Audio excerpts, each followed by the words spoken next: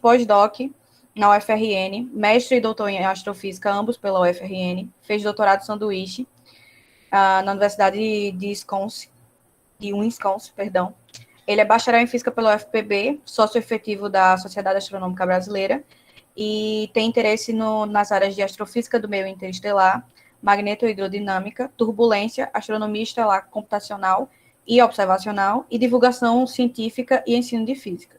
Hoje ele vai falar sobre os projetos dele em astrofotografia mais específico. Então, com a palavra, professor Caio. Olá, Michele, boa tarde a todos também. Obrigado pelo convite. Tá? Só atualizando a questão do currículo, eu estou na UFCG, Campus Cajazeiras, tá? Desde janeiro, a Univasso, o campus de Salgueiro que ela mencionou aí, eu estava até o final do ano passado. Mas deixa eu colocar, acho que já está apresentando aqui, então já vou colocar minha apresentação, porque o tempo é curto, e fiz uma atualização aqui de alguma apresentação, então o tempo é curto, eu vou tentar passar bem rápido por algumas coisas, né?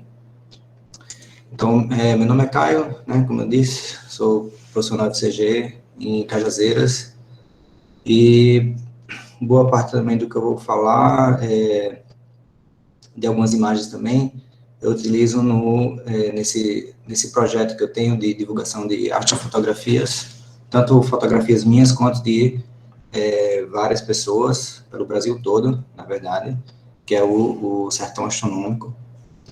E então, a apresentação, tá, eu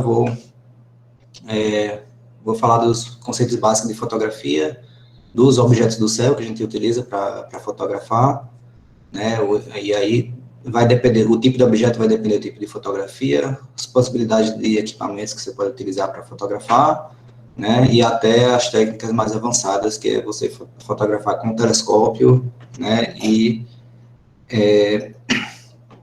processamentos, mas que essa parte não vai dar para entrar, né, nos detalhes, né.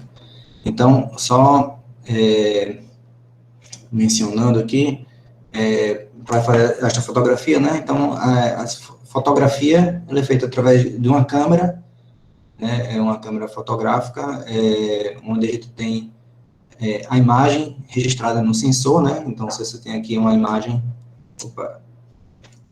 já estava fora do slide ali, se você tem aqui uma imagem de uma árvore ali, por exemplo, né, ela vai passar primeiro por um diafragma, que é essa aberturazinha aqui, né, ou depois ela vai estar dentro de um conjunto de lentes, né, então você tem aqui as lentes da câmera, e aí,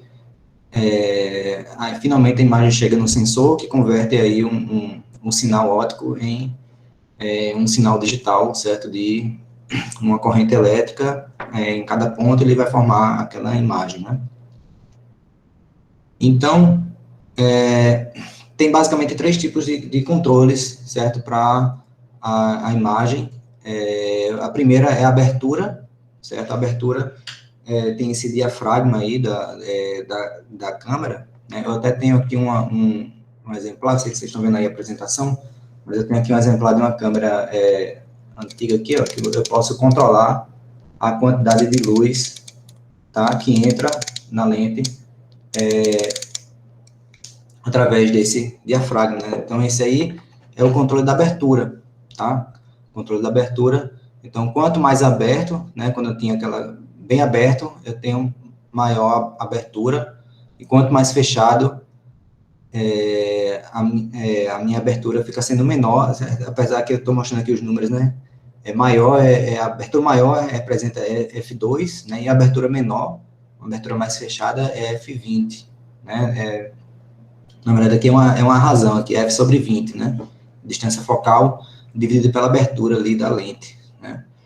Então, sensibilidade, a gente utiliza essa determinação aqui, ISO, né? Então, Esse ISO, ele determina quanto a câmera é sensível, né? Você pode controlar também o ISO de uma câmera, geralmente você pode fotografar ela em ISO 100, 200, 400, 800. Quanto maior o ISO, maior a sensibilidade, né? Então, a sensibilidade ela vai crescendo aqui nesse sentido, tá? A abertura, vou colocar assim, a abertura, ela segue nesse sentido. Quanto maior a sensibilidade, maior, né, maior capacidade da câmera de detectar objetos mais escuros, né? Então, só que aí vai vir também com um outro problema em seguida, tá? E o tempo de exposição. O tempo de exposição, geralmente, a gente mede como para do dia a dia, né? Fotos, assim, durante o dia, em ambientes abertos. Geralmente, as fotos são, assim, de 1/500º de segundo, 1/100º de segundo, certo? 1/10 de segundo, já vai ficando mais à noite e tal. E quanto maior o tempo de exposição, também mais luz você obtém do objeto, né? Então, se você quer, geralmente, quando você quer fazer uma fotografia, principalmente de astrofotografia, né, de um objeto escuro, você quer que tenha a maior abertura possível, a maior sensibilidade possível, o maior tempo de exposição possível. Só que, para cada uma dessas coisas, tem um certo... Você tem que encontrar, na verdade, um equilíbrio aí entre o máximo de abertura, o máximo de sensibilidade e o máximo de tempo de exposição, tá? Então, é um conceito bem básico aí, tá? De fotografia. Sim, isso aqui é o tempo de exposição, tá? Então, quando o tempo que a câmera ela fica aberta, ela abre aqui uma cortina, bastante rápido, né? E ainda tem a questão da distância focal da lente, que aí vai depender do que é que você está querendo fotografar, né? Se você quer pegar uma região bem ampla do céu, você vai utilizar uma lente com distância focal curta, né? Se você quer pegar uma área do céu que é bem diminuta, você vai pegar uma lente maior, certo? Por exemplo, aqui 135 milímetros, né? Então, o zoom, né, de uma câmera, ela vai estar associado a isso, né? Então, se você fosse imaginar assim, 10 vezes de zoom, quer dizer que você está pegando uma grande distância focal aqui, né? Então, por exemplo, nos telescópios, você tem telescópios com distância focal de 500 milímetros, 700, 900 milímetros, aí vai depender seria o equivalente, tá, da fotografia, que é a própria distância focal do espelho de um telescópio, tá? Então, só que você tem que encontrar aí um equilíbrio, né? Por exemplo, a abertura, se você abrir demais, vai começar a aparecer a aberração da lente. A luz passa por várias camadas de lentes, e isso causa refração diferente para diferentes comprimentos de onda, certo? Isso vai causando distorção da imagem. Quanto maior a sensibilidade também, vai causando também o que a gente chama de ruído, né? E se você colocar tempo de exposição demais numa única foto, vai ter chance da foto sair tremida, tá? Ou então o objeto exibir rastro no céu, tá? Então você teria que encontrar aí um equilíbrio nesses controles de entrada, né? Então, para fazer a fotografia, então você precisa conhecer basicamente os tipos de objetos que você quer fotografar, né? Se você quer fotografar as constelações no céu, né, as estrelas, a Via Láctea aqui, por exemplo, essa imagem de fundo, a imagem da nossa galáxia, a Via Láctea, né? Aqui a gente está vendo, basicamente vendo o bojo central aqui da galáxia, tá? A região central dela, onde, bem, mais ou menos por aqui, você vai encontrar o grande buraco negro Sagitários A, que fica na constelação de Sagitários, tá? Só um Sagitários A, inclusive, a gente usa aqui o asteriscozinho para dizer que é um buraco negro, né? Mas, enfim, geralmente você tem pouquíssima luz, com exceção da Lua, certo? A Lua é o objeto astronômico, né, que está mais próximo da Terra, e principalmente quando ela está na fase cheia, ela vai ter grande luminosidade e normalmente ela atrapalha que você faça os registros fotográficos de outros objetos, né? Então, por exemplo, se eu quero fotografar essa Via Láctea aqui, né, eu vou procurar uma noite em que não tenha lua cheia, tá? Ou não esteja a lua aparecendo lá, ou a lua perto dela lá, porque aí ela causa um ofuscamento do céu, né? E aí, para cada tipo, né, então, em comum, os outros objetos astronômicos vão ter pouquíssima luz, né? E aí vai ter a diferença também do tipo de objeto que você está querendo fotografar, né? Por exemplo, a Via Láctea, que é essa imagem aqui, eu fiz com...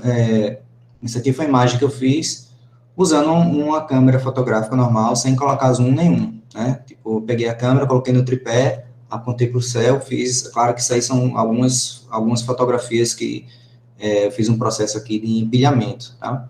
Mas, basicamente isso, você pega a câmera do jeito que ela está e controla lá aqueles modos, aí você tira a foto da Via Láctea, né? Aí, já se você quer ver, por exemplo, algumas nebulosas e aglomerados, eles são muito pequenos, tá? Então, aqui estão uns exemplos de aglomerados e nebulosas, tá? Do lado esquerdo aqui, a gente tem as Pleiades, o aglomerado das Pleiades na constelação do Touro, e a grande nebulosa de Órion, que fica na constelação do Órion, próximo aí das Três Marias, geralmente é bastante conhecido, né, pelo menos uma parte da população que conhece algumas estrelas no céu, conhecem Cruzeiro do Sul e as Três Marias, né, as Três Marias, na verdade, ela é parte da constelação do Órion, então não vou entrar nesses detalhes aqui, né. Então, mas eles emitem pouca luz, né? Os planetas são menores ainda, geralmente são minúsculos, eles aparecem no telescópio, precisa de um grande aumento, tá? E também as galáxias, que são bem pequenas e ainda mais difusas, certo? O brilho delas é muito pequeno, é muito difícil de você registrar essas galáxias, a não ser três exceções de galáxias, que são duas galáxias satélites da Via Láctea, que é a pequena grande nuvem de Magalhães, que eu vou mostrar daqui a pouco também, e a galáxia de Andrômeda, que é uma galáxia que também é enorme, ela é maior do que a própria Via Láctea e é relativamente próxima, tá, em termos cósmicos, né, e com exceção dessas três, tá, todas as outras galáxias que a gente vê no céu são muito pequenas, difusas, e é muito difícil fotografar elas, tá. Então, para também fotografar cada um tipo de objeto, depende do equipamento que você tem à disposição, tá? Mas, não necessariamente você precisa de um telescópio e uma câmera profissional, um equipamento de ponta para fazer alguns registros possíveis, principalmente se a gente está falando da Via Láctea, tá? Ou de imagens da Lua com planetas, não assim, não dessa forma aqui, tá? Não dessa forma, mas como a gente vê no céu, geralmente a gente vê os planetas com aparência pontual, estelar, né? Então, o kit primário, assim, da pessoa que fotografa o céu é basicamente uma câmera e um tripé fotográfico, né? Então, ele permite aí fotos do céu estrelado da Via Láctea. Então, aqui tá alguns exemplos, tanto de uma câmera, pode ser uma câmera profissional, uma câmera para você usar para fotografia, mas, tá, hoje em dia, muitos dos smartphones permitem, às vezes muita gente tem e nem sabe, né, a capacidade que a câmera do seu próprio smartphone tem, tá?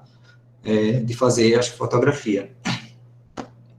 Então, mas você tendo um tripé para ela, você pode utilizar tanto um tripé desse de câmera, quanto esses tripés pequenos assim, você leva ele para o campo, amarra ele numa cerca, num tronco, numa bicicleta, enfim, numa cadeira, você prende ele e pode começar a fazer fotos do céu, tá? Desde que você programe a sua câmera direitinho para fazer isso, tá? Então, aqui tá exemplos, tá? De as fotografias feitas com celular e tripé, tá? Sem nenhum outro recurso. Claro que isso aqui não é uma fotografia do céu, ela é um tipo bastante complexo de fazer fotografia, porque você primeiro tem muito pouca luz disponível, né? Então você tem que estar bem, captar o máximo de luz possível, e aí, às vezes, uma fotografia só não é suficiente. Então, o que geralmente as pessoas fazem é captar aí 20, 40 fotos do mesmo álbum, e aí coloca num programa para ele vai fazer o processo que a gente chama de empilhamento, né? Então, aqui tem esse processo, tá? Então, essa aqui não é uma câmera que você vai pegar, apontar para o céu e já sai uma foto bonita, porque não tem condição, você sabe que tem muito pouca luz, a câmera tem que ficar bem fixa, passar aí uns 20 segundos, 30 segundos captando luz, e depois ainda tem o processo da gente, tem um processamento que é feito depois, tá?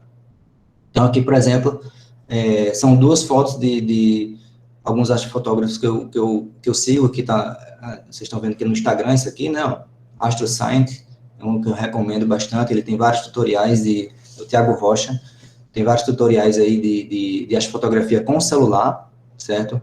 Aqui, Breno Silva, outro rapaz também que tira fotos muito boas, assim, com celular, e aqui que eu estou falando, aqui que eu estou mostrando é justamente, ó, duas galáxias, que são a grande nuvem de Magalhães e a pequena nuvem de Magalhães, né? Então, são as duas galáxias satélites da Via Láctea, são galáxias irregulares, né, pequenas, tá? Mas, pequenas em termos astronômicos, né? Mas é possível a gente registrar elas, tá? No céu, com smartphones, certo?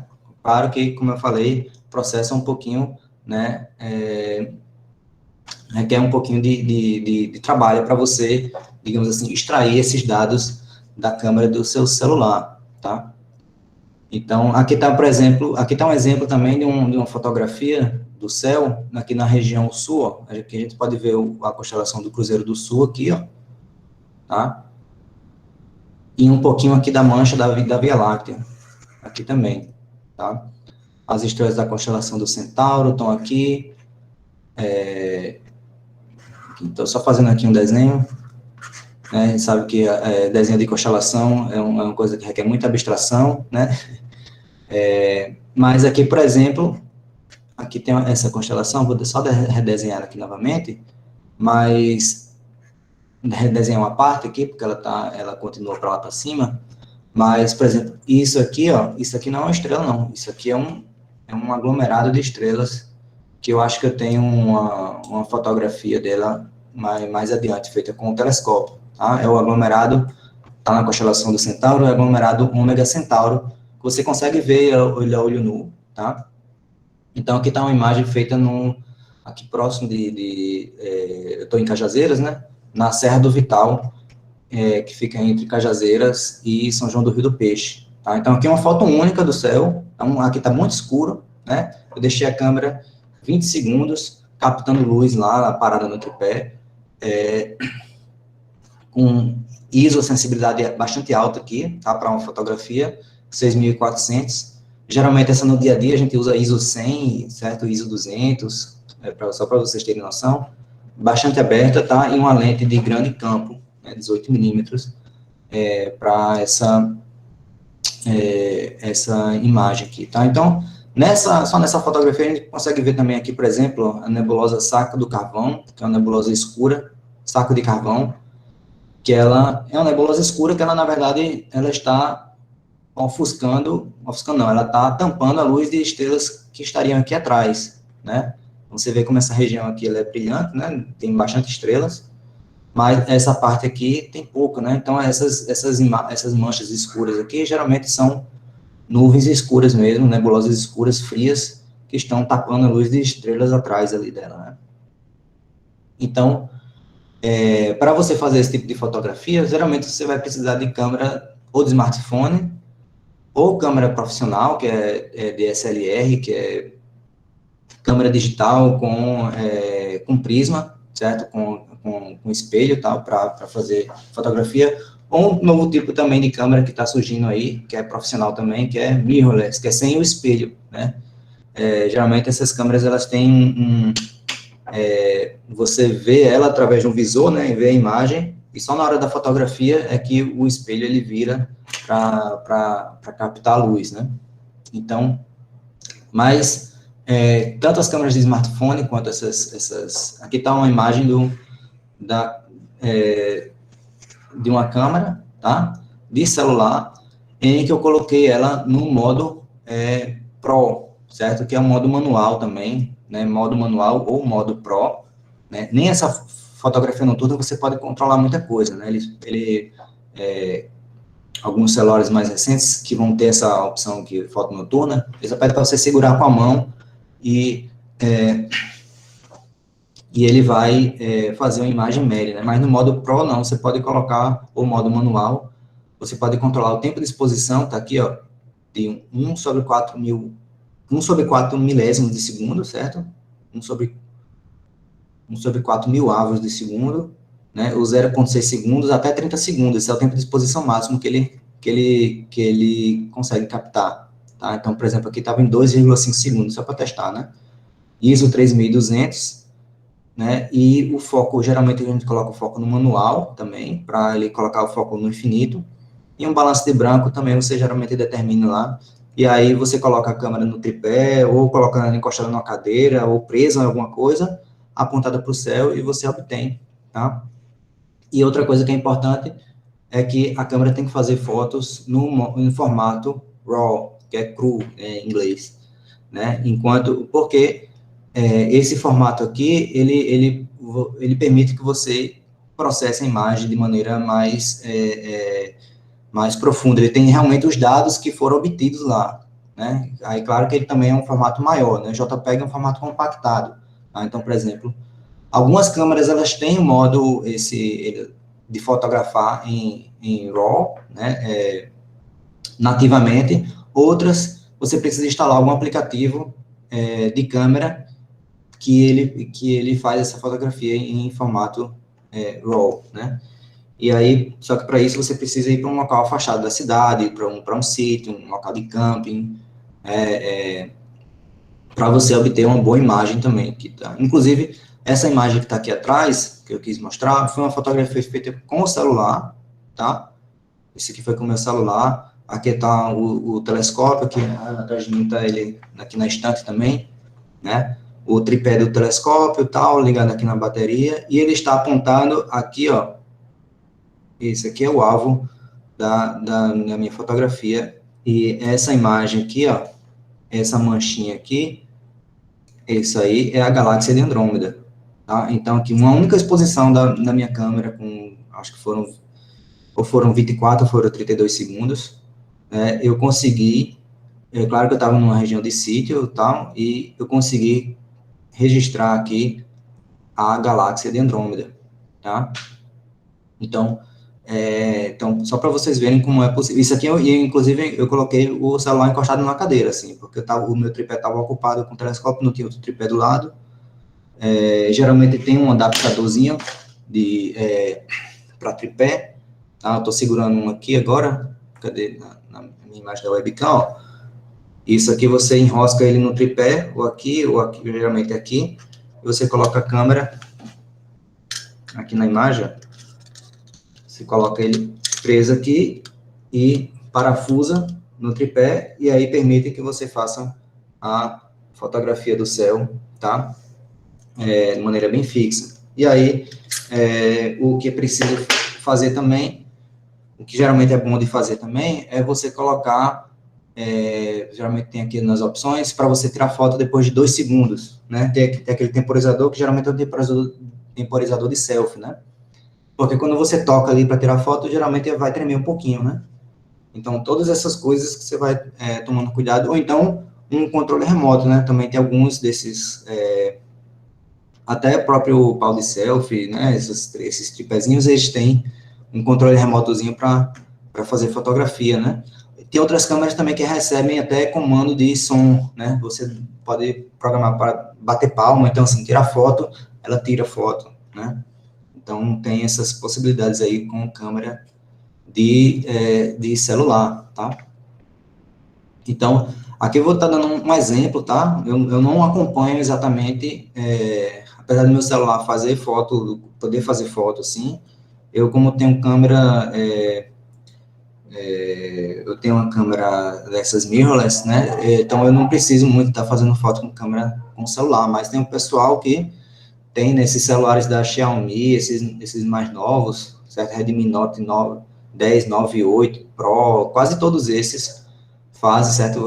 Aí se você está pensando em trocar, se você tem celular desses, certo? Ou se você está pensando em trocar um celular e querendo fazer as fotografias, geralmente eu já recomendo que você já veja se o celular que você pretende comprar, né? Ou que você já escolha já pensando nisso, né? Então eu já, por exemplo, já escolhi o meu, que é um Redmi Note 9, um dessas variações aí do 9, e ele já faz a fotografia já, né, nesse formato aqui. Ele já tem esse modo Pro ou modo manual, né? Então, muitas dessas marcas aqui tem, tá? Então, tô classificando aqui, geralmente, algumas marcas que tiram fotos muito boas também, tá? Claro que também tem uns modelos aí que são muito caros, né?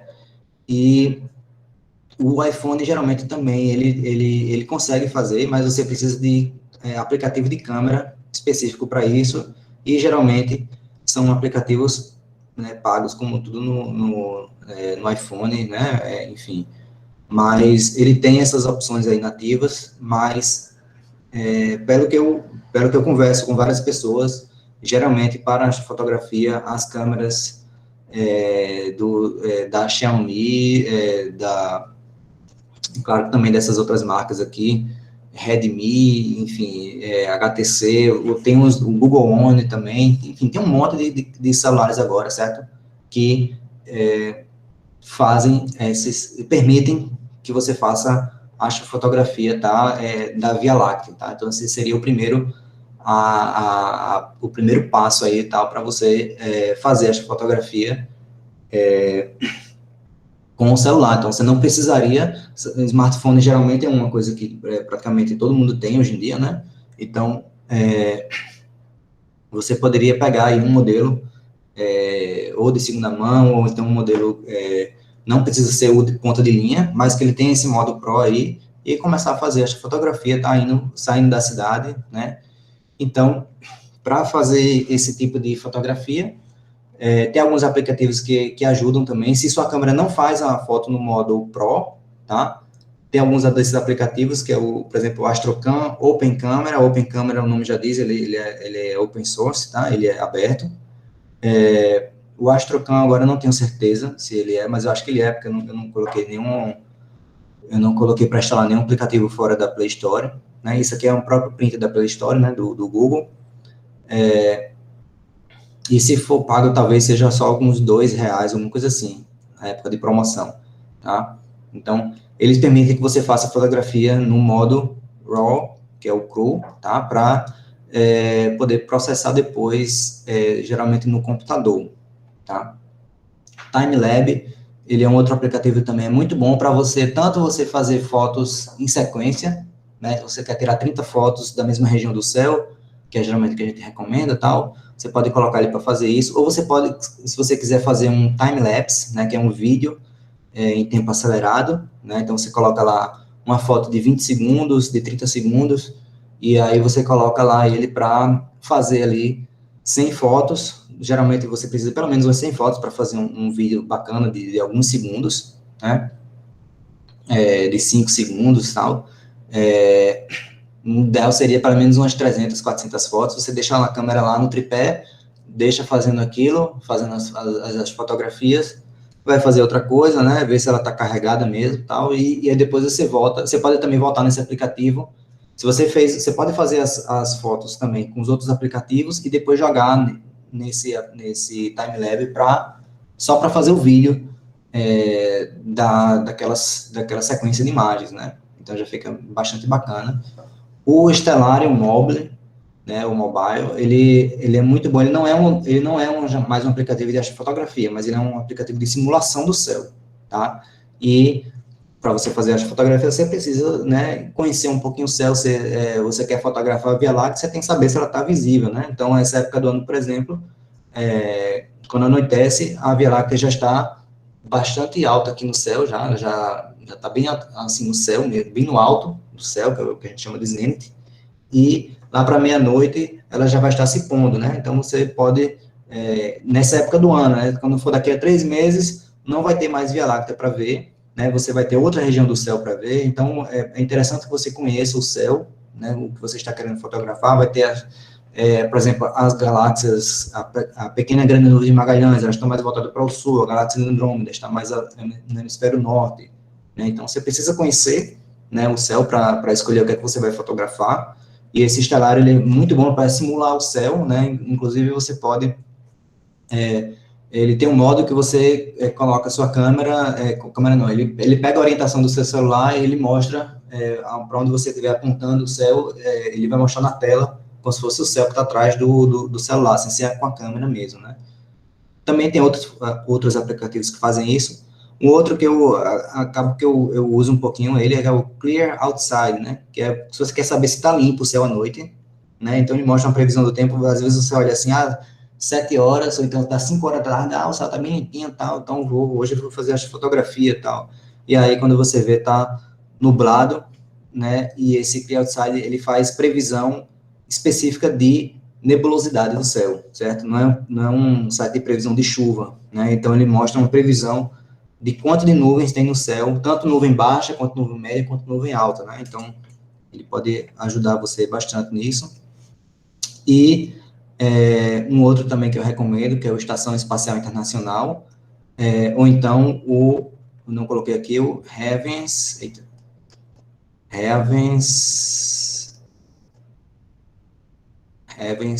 Above, né, que é o paraíso acima, né, que ele mostra previsão de passagem de satélites, né, então, às vezes muita gente não sabe, mas geralmente, assim, no início da noite, né, entre 6, 7 horas da noite, e antes do sol nascer, geralmente de 4 a 5 horas da manhã, a gente vê muitos satélites passando no céu, certo? Essa estação espacial, ele mostra justamente, ele é dedicado à estação espacial, mas ele mostra todos os outros satélites também, esse Heavens Above. Também você pode ser uma coisa legal de astrofotografia, é você registrar a passagem do satélite no céu, você vê ele como sendo uma estrelinha passando assim, bem lentamente no céu, né, sem piscar nem nada. Então, geralmente você vê aquela coisa se movimentando, esse aqui tá em linha reta, tá? Eu estou utilizando aqui como se fosse imaginando uma área grande assim do céu, tá? Mas você vê ela não pisca, né, é um movimento bem lento no céu, geralmente é um satélite, também pode ser um alvo legal também de astrofotografia, tá?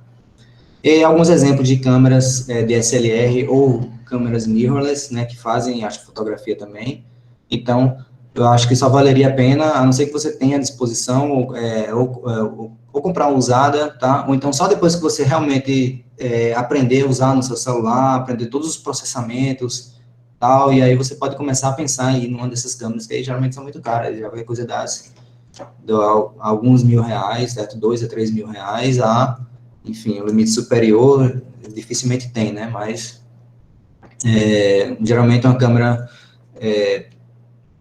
boazinha já para começar seria uma da Canon T alguma coisa, T3i, T5i, T7i, T7, enfim, ter algum número aqui, para começar a ser uma câmera de entrada boa para fazer essa fotografia dessas, certo?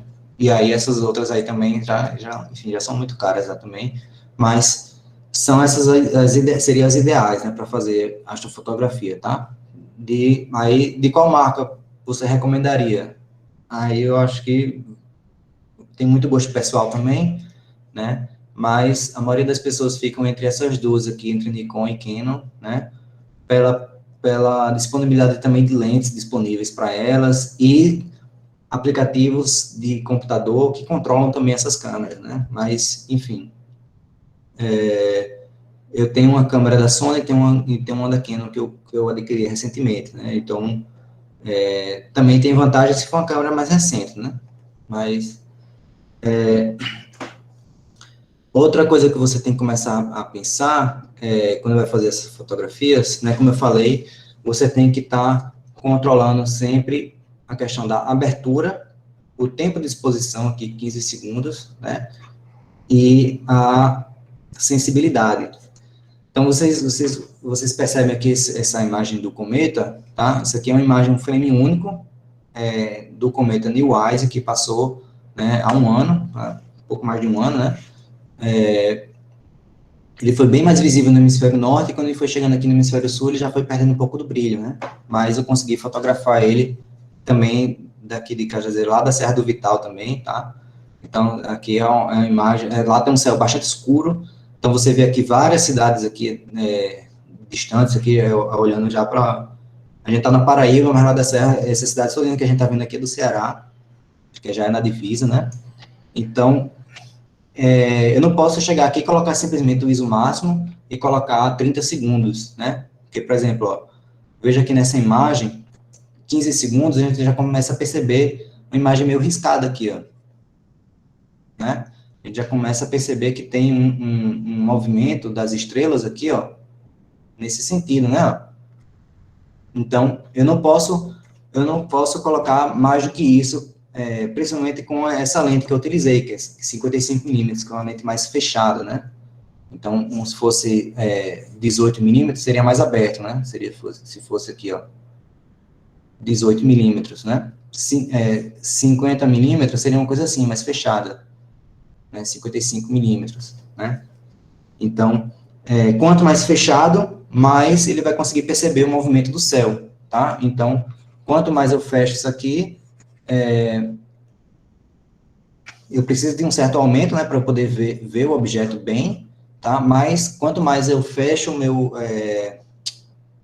campo de visão, menor vai ser o tempo disponível para a câmera não começar a pegar a rotação da Terra, né? E meu ISO, a imagem vai começar a ficar meio granulada, né? Vocês estão vendo aqui que tem aqui o céu escuro, né? A gente começa a perceber que tem aqui uns pontos claros, escuros, tal. Então, isso aqui a gente chama de ruído, né? Que é um granulado aí da imagem. Então, vocês conseguem perceber aqui bastante granulado. E olha que essa foto aqui eu já fiz algum processamento aqui para poder ver melhor, né? O cometa. Então, mas aí é uma foto única, né? Então,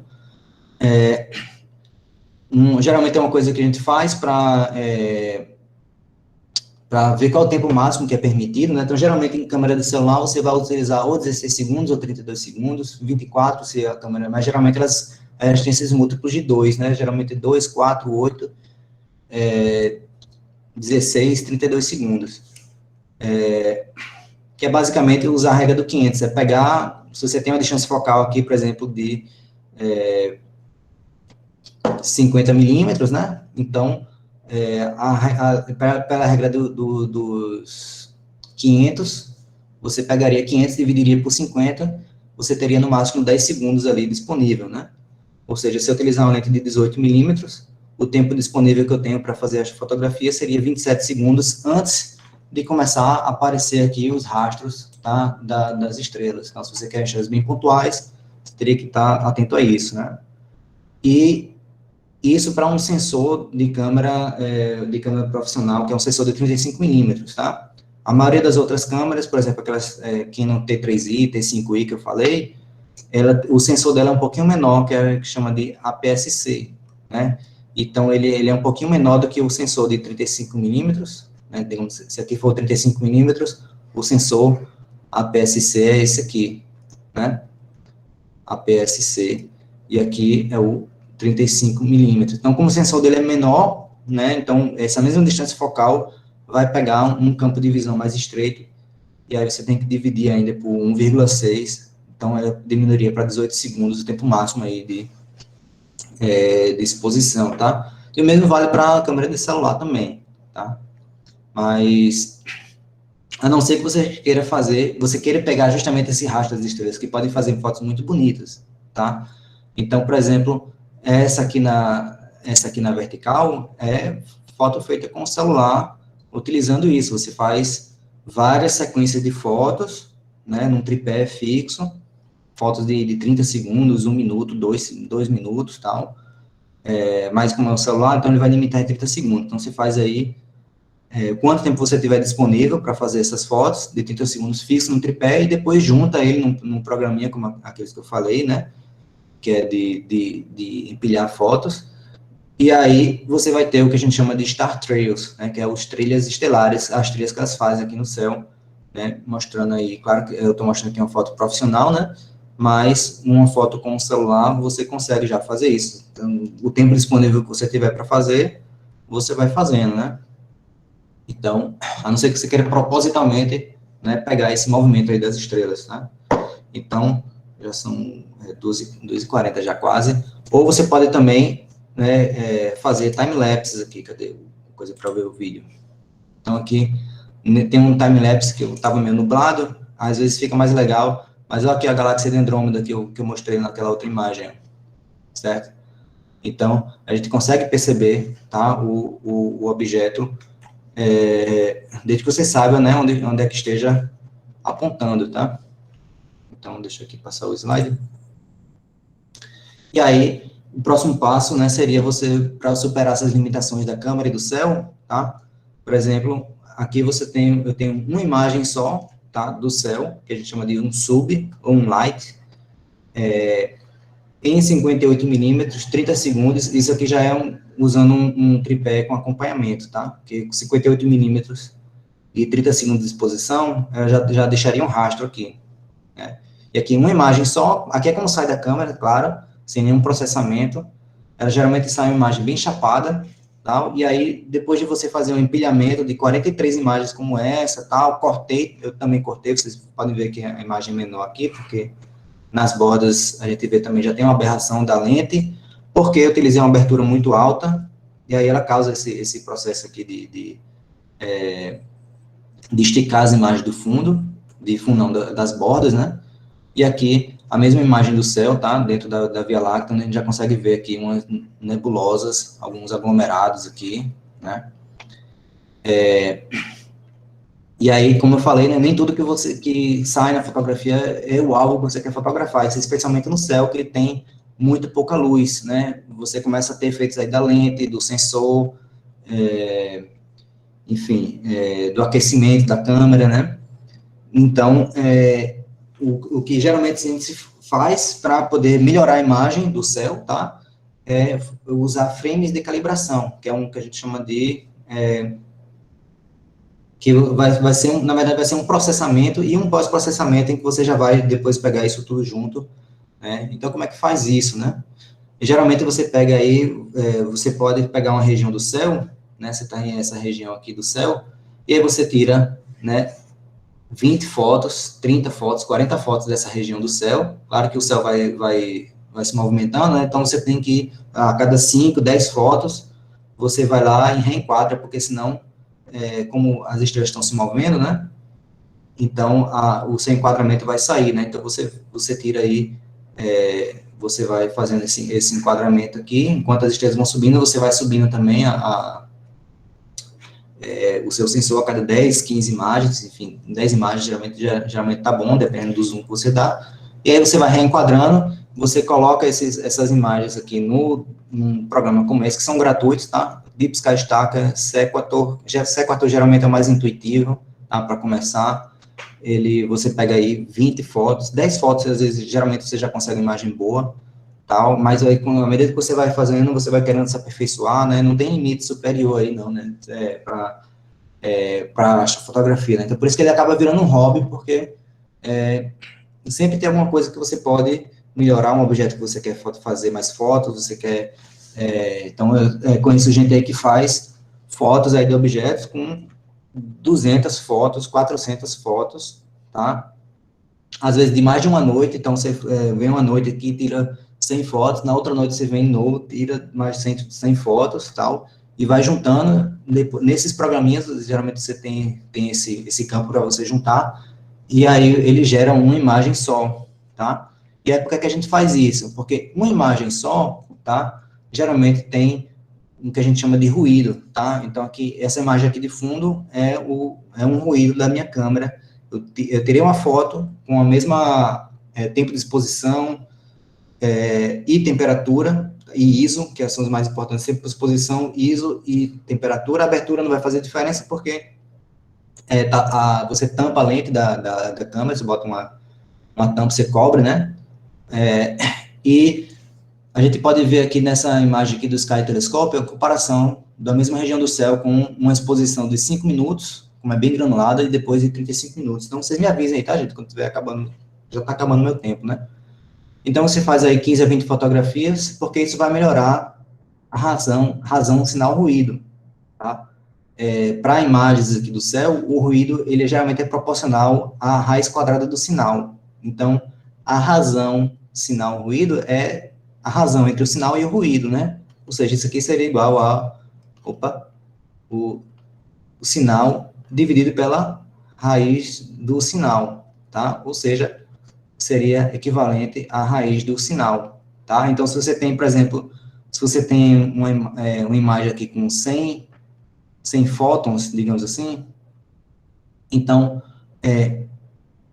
o ruído que você teria, a razão sinal ruído, seria a raiz quadrada de 100, tá? Então, você teria aqui um SNR, né, razão sinal ruído, aproximadamente de 10, tá? Então, 100 dividido por 10 seria, né, essa razão em sinal ruído 10. Se você tivesse aqui já, em vez de 100 fótons, se você tiver 10 a sexta fótons, né, então, quando você for tirar a raiz quadrada disso,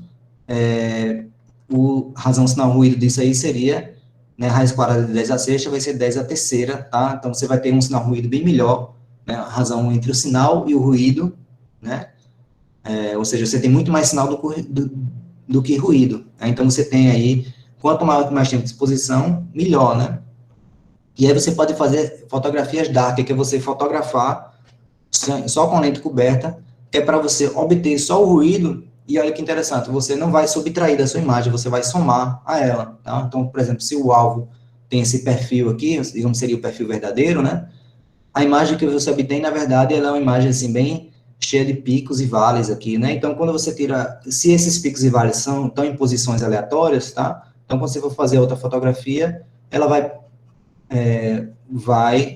né, ou quando você for somar com outra imagem só de ruído, ela vai preencher, e aí, à medida que você vai somando isso aqui, ela vai ficando mais suave, vai ficando mais alta também, mas vai ficando mais suave, né? E aí você vai obtendo isso aí, tá? Então, como está estourando aqui meu tempo, também não vou falar mais tanto do coisa do processamento, tá? Mas tem os flats também que você faz, que é geralmente para tirar os ruídos, quer dizer, as manchas que tem na lente, no sensor, que vai se acumulando com o tempo, e a vinheta, né, que geralmente é a borda mais escura e o centro é mais claro. Então, quando você vai fazendo isso na fotografia, se você vai empilhar várias fotos, 10 fotos, você vai empilhar 10 fotos em que o centro está mais claro e a borda está mais escura. Quando você for fazer isso, o resultado é que você vai ter uma borda bem escura, né, então ele vai amplificar esse resultado.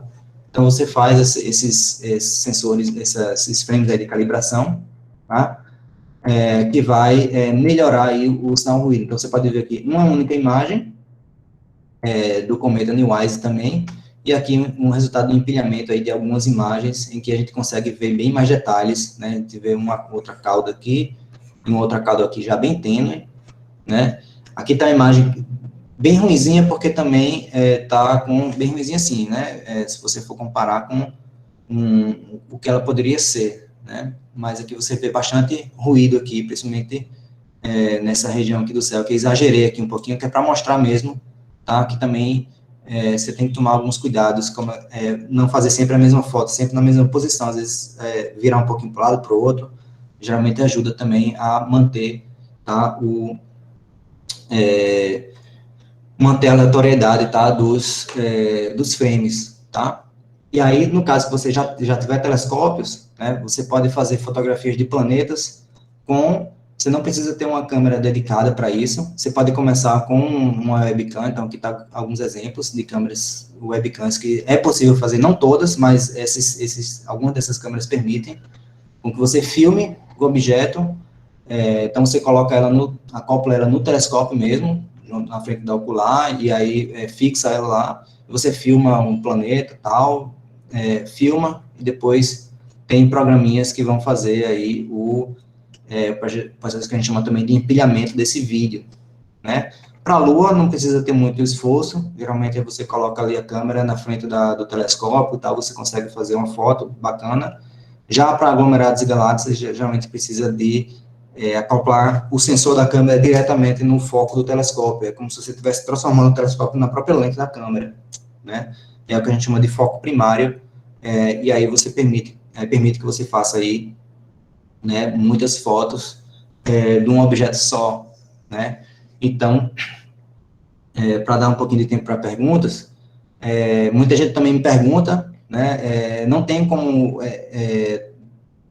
dar uma loja, dar um link já para você comprar um telescópio, porque vai depender, tá, do quanto você pode gastar, o que é que você quer observar, então, geralmente, então, isso aqui é um guia do Instagram, que é muito bacana, que eu também recomendo lá que sigam, que é o Astroplanetário, do Flávio Fortunato. Então, ultimamente está muito ruim para comprar telescópios, né? Então, telescópios novos, eu recomendo poucos sites, certo? Tem o Telescópios Colette, que é o cara que constrói os telescópios, geralmente são os melhores para isso, porém está uma fila de espera gigante, porque a demanda está muito maior do que ele consegue lá construir, tá?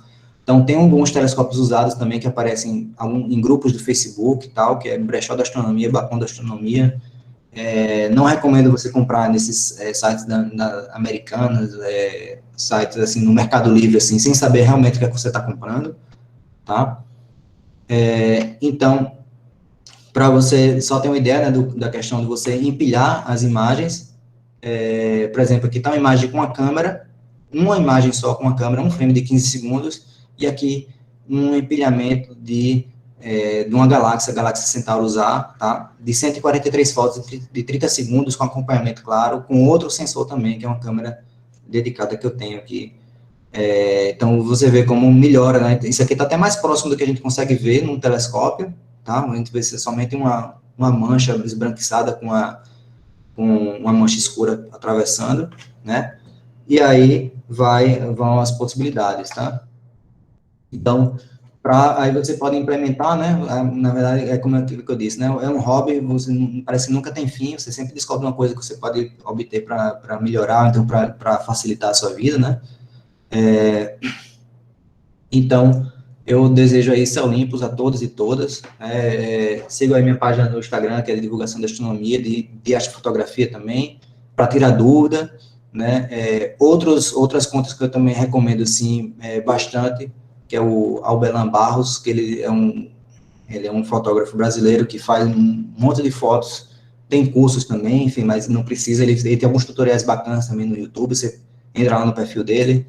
O Flávio Fortunato também, eu peguei aqui até uma imagem da postagem dele, né, para fazer a fotografia, principalmente de planetas, e o Thiago Rocha, que é desse AstroScience aqui, o cara é fera em fazer astrofotografia com o celular, né, então, tem esses sites aí para também tirar dúvida lá também comigo, lá no Sertão Astronômico, manda mensagem lá no direct e tal, e, enfim, tá finalizado aqui, eu agradeço aí a participação de todos e todas. Eu queria ter mais tempo para poder falar muito mais coisas aí, mas fica à vontade. Então, já podem fazer a pergunta aí já. Obrigada, professor, pela apresentação. Na fila, a McLean, pode fazer a tua pergunta. Primeiramente, eu queria agradecer pela ótima apresentação que o senhor fez, professor. Obrigado. E, em segundo lugar, eu queria mais pedir uma dica, porque eu fiz pouco de astrofotografia. E no último mês, assim, conversando com alguns amigos, eu tentei pela primeira vez tirar uma foto decente da Lua.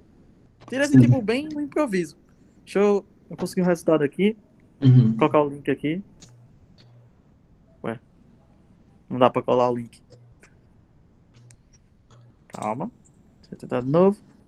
Geralmente no chat. Aí, foi. Sim. Tocar no chat.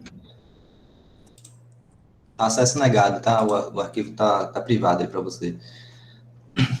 Mas, aí, geralmente a Lua, você vai precisar de uma lente que dê um zoom, né? Que é só o celular, a não ser algum desses celulares que ele tem um zoom óptico muito bom, né? Mas aí já são esses celulares mais caros, assim, de 2, 4 mil reais, 8 mil reais, enfim, são celulares bastante caros, que eles conseguem dar um zoom, mas mesmo assim, com o zoom, você tem que colocar a câmera no manual, porque geralmente a Lua é muito brilhante e ele tenta pegar o brilho médio, né? Então, você tem um ponto muito brilhante no meio e ao redor tudo escuro, ele vai pegar a média daquilo, ou seja, ele vai estourar a imagem da Lua, né? Então, você tem que colocar, pelo menos, a exposição no modo manual para escolher mesmo o tempo de exposição, que é para você pegar algum detalhe mesmo da imagem da Lua.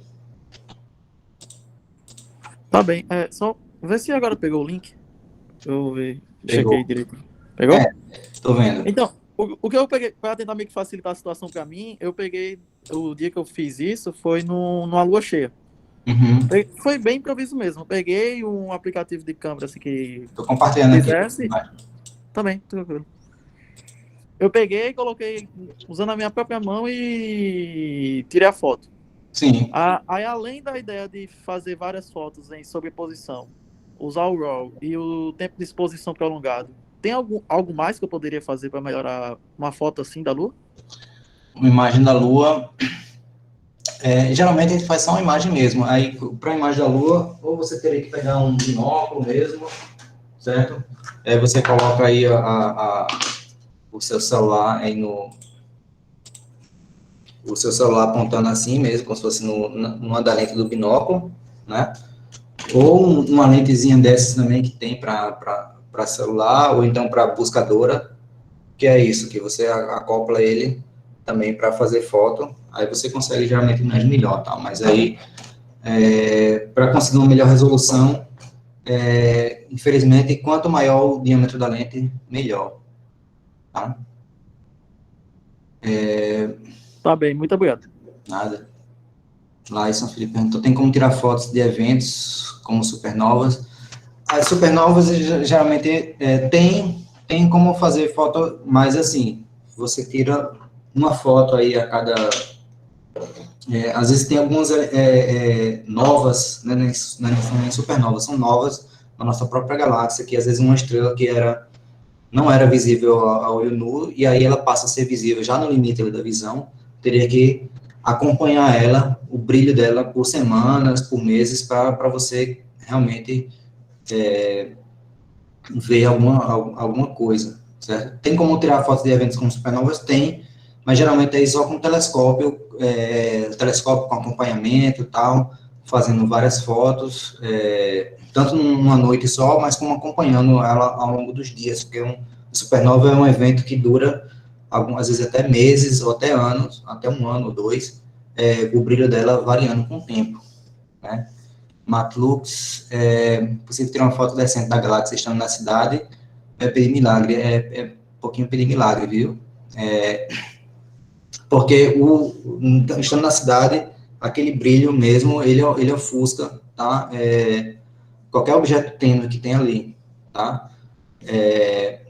Por exemplo, algumas nebulosas você consegue dentro da cidade você colocar um filtro. Tem alguns filtros específicos que eles bloqueiam a principal luz dos postes. Apesar que a gente está perdendo agora batalha com essas luzes de LED. Luz de LED, essas luzes fluorescentes, elas emitem só em algumas linhas específicas, né? Atômicas. Então a gente tem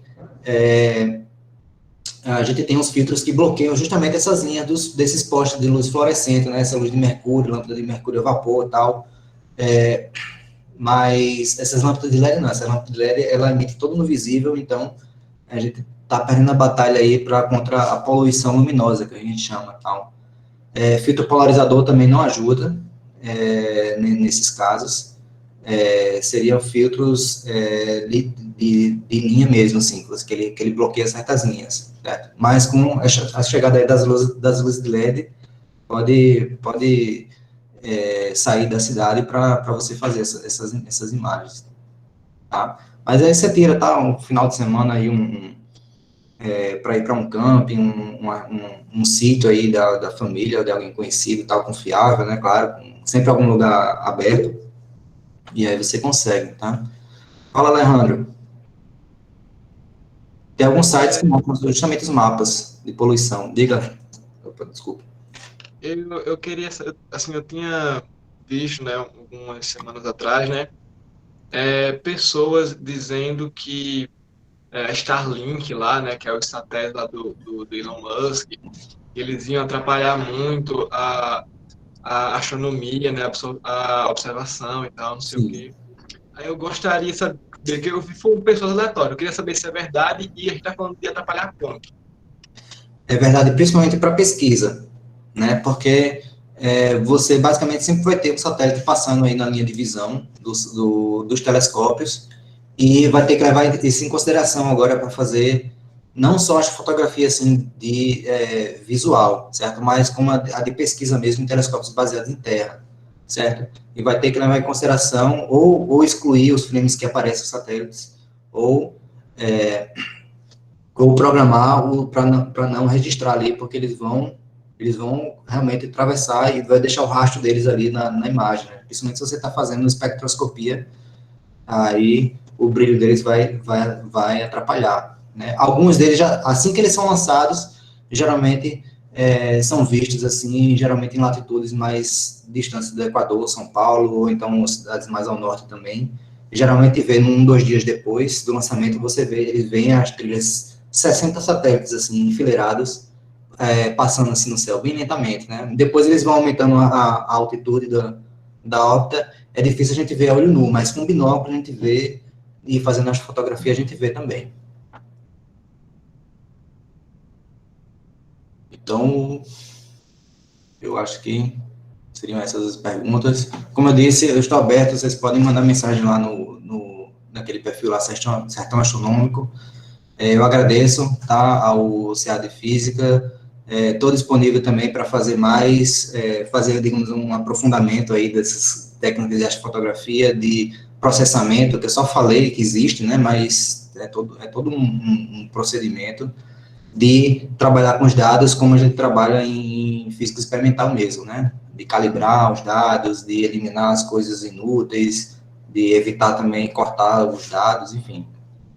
Estou aberto aí a outras participações, né? 45 minutos é muito pouco. Geralmente a gente passa mais tempo fazendo as fotografias do que esse tempo que a gente está aqui conversando. Tá bom, gente? Então, agradeço aí mais uma vez e passo a palavra ao pessoal da organização aí para as próximas palestras. Obrigada, professor. Foi uma honra ter o senhor aqui falando sobre astrofotografia, que é uma coisa que o pessoal estava tão empolgado para escutar. Agora quem vai dar continuidade é Lucas, acredito que ele já está por aqui, ele vai falar um pouquinho.